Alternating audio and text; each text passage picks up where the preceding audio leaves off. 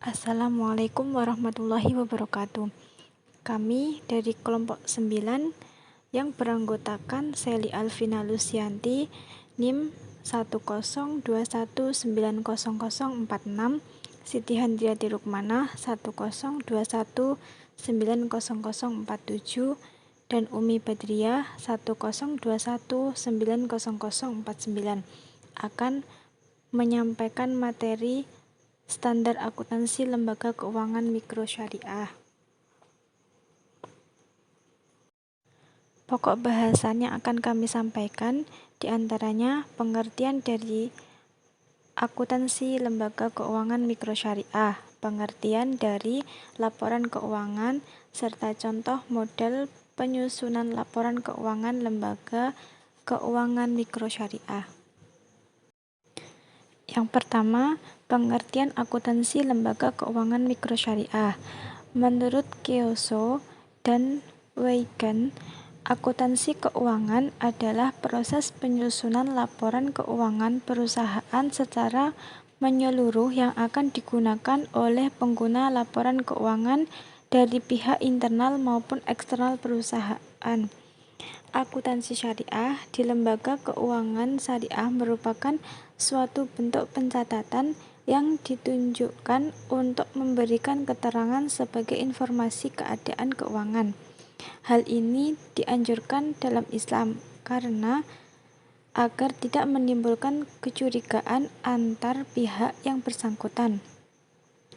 Informasi yang disajikan oleh akuntansi syariah untuk pengguna laporan itu lebih luas, tidak hanya data finansial tetapi juga mencakup aktivitas perusahaan yang berjalan sesuai dengan syariah serta memiliki tujuan sosial yang tidak terhindarkan dalam Islam, misalnya dengan adanya kewajiban membayar zakat. Alasan adanya akuntansi syariah yaitu suatu tuntutan atas pelaksanaan syariah, adanya kebutuhan akibat pesatnya perkembangan transaksi syariah. Yang selanjutnya akan disampaikan oleh rekan saya. Yang selanjutnya adalah pengertian laporan keuangan. Laporan keuangan adalah suatu penyajian terstruktur dari posisi keuangan, kinerja keuangan, dan arus kas suatu entitas. Unsur yang berkaitan langsung dengan pengukuran posisi keuangan dalam unsur yang berkaitan dengan laporan posisi keuangan adalah aset, liabilitas, dan ekuitas. Sedangkan unsur yang berkaitan dengan pengukuran kinerja dalam laporan laba rugi adalah penghasilan dan beban. Menurut standar akuntansi keuangan (SAK), laporan keuangan disusun dengan dasar akrual dan asumsi kelangsungan usaha perusahaan. Dengan dasar akrual, pengaruh transaksi ekonomi dan peristiwa ekonomi internal lainnya yang diakui dan dicatat dalam catatan akuntansi pada saat kejadian, bukan pada saat kas atau setara kas diterima atau dibayar. Laporan keuangan yang disusun atas dasar akrual ini memberikan sebuah informasi kepada pemakai tidak hanya dalam transaksi masa lalu yang melibatkan penerimaan dan pembayaran kas, tetapi juga tentang kewajiban pembayaran kas di masa depan serta sumber daya yang mempresentasikan kas yang akan diterima di masa depan. Yang selanjutnya adalah tujuan laporan keuangan. Menurut Sofyan Syafri Harahap, tujuan laporan keuangan adalah untuk mengevaluasi presentasi manajemen dan meramalkan kondisi perusahaan, yaitu yang pertama, screening, untuk mengetahui situasi dan kondisi perusahaan dari laporan keuangan tanpa pergi langsung ke lapangan. Yang kedua adalah understanding, untuk memahami perusahaan, kondisi keuangan, dan hasil usahanya. Yang ketiga, forecasting, untuk meramalkan kondisi keuangan perusahaan di masa yang akan datang. Yang keempat, diagnosis, untuk melihat kemungkinan adanya suatu masalah-masalah yang terjadi baik dalam manajemennya, operasi, keuangan, atau masalah lain dalam perusahaan. Yang kelima adalah evaluation, untuk menilai prestasi manajemen dalam pengelolaan sebuah perusahaan. Sedangkan tujuan laporan keuangan menurut PSAK 1 IFRS yaitu untuk memberikan informasi tentang posisi keuangan, kinerja, dan arus kas satu entitas yang bermanfaat bagi beragam pengguna laporan dalam membuat keputusan ekonomi. Selanjutnya yaitu contoh model penyusunan laporan keuangan dari lembaga keuangan mikro syariah. Di sini kami menggunakan contoh laporan keuangan dari BMT atau Baitul Mal wa Tamwil. Berdasarkan standar akuntansi keuangan syariah, BMT sebagai entitas syariah harus menyajikan laporan keuangan yang mencerminkan aspek bisnis dan juga sosial. Laporan keuangan yang lengkap terdiri dari 7 jenis, yaitu laporan posisi keuangan atau neraca, penghitungan hasil usaha, laporan arus kas, laporan perubahan ekuitas, laporan sumber dan penyaluran dana zakat, laporan sumber dan penggunaan dana kebajikan, serta catatan atas laporan keuangan. Berikut penjelasannya. Yang pertama yaitu laporan posisi keuangan atau neraca.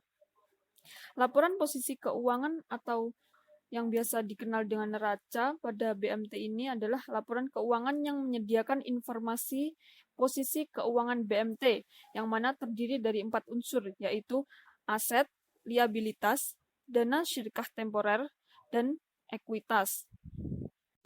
Selanjutnya yang kedua yaitu perhitungan hasil usaha atau PHU. Laporan laba rugi di sini dikenal dengan istilah laporan perhitungan hasil usaha, yaitu laporan keuangan yang mana menggambarkan kinerja keuangan dari BMT, yang mencakup informasi penghasilan, hak simpanan atas bagi hasil, dan juga beban. Selanjutnya, yang ketiga yaitu laporan perubahan ekuitas. Laporan perubahan ekuitas adalah laporan keuangan yang menyajikan perubahan atas akun ekuitas BMT selama satu periode, yang mana terdiri dari simpanan pokok, simpanan wajib, modal penyertaan, dana cadangan, dan juga SHU. Selanjutnya yang keempat yaitu laporan arus kas. Laporan arus kas adalah laporan keuangan yang menyediakan informasi perubahan kas dan setara kas dalam satu periode. Laporan arus kas di sini menyajikan arus keluar dan masuk kas dan setara kas yang dibagi dalam 3 aktivitas. Yang pertama yaitu aktivitas operasi, yang kedua aktivitas investasi, dan yang ketiga aktivitas pendanaan. Untuk penyusunannya dapat dilihat dalam gambar di bawahnya. Selanjutnya yang keempat yaitu laporan sumber dan penyaluran dana zakat. Laporan sumber penyaluran dana zakat adalah laporan keuangan yang menyajikan informasi selisih penghimpunan dana zakat dan penyalurannya dalam satu periode, serta penjumlahannya terhadap saldo awal periode sebelumnya. Selanjutnya yang keenam yaitu laporan sumber dan penggunaan dana kebajikan. Laporan tersebut merupakan laporan kegiatan KSPPS pada sektor sosial berupa arus kas pengumpulan dan penyaluran infak atau sedekah dan juga wakaf. Nilai akhir yang disajikan adalah sejumlah saldo akhir kas yang siap untuk disalurkan. Pencatatan dilakukan dengan metode akuntansi basis kas, yaitu dicatat pada saat kas telah secara efektif diterima atau dikeluarkan. Selanjutnya yang ketujuh yaitu catatan atas laporan keuangan. Catatan atas laporan keuangan merupakan bagian tak terpisahkan dari laporan keuangan BMT. Catatan laporan keuangan memuat penjelasan mengenai gambaran umum BMT, ikhtisar kebijakan akuntansi, penjelasan pos-pos laporan keuangan, dan informasi penting lainnya. Sekian presentasi dari kelompok kami. Bila ada kurangnya kami mohon maaf. Dan bila ada yang ingin ditanyakan kami persilahkan. Wassalamualaikum warahmatullahi wabarakatuh.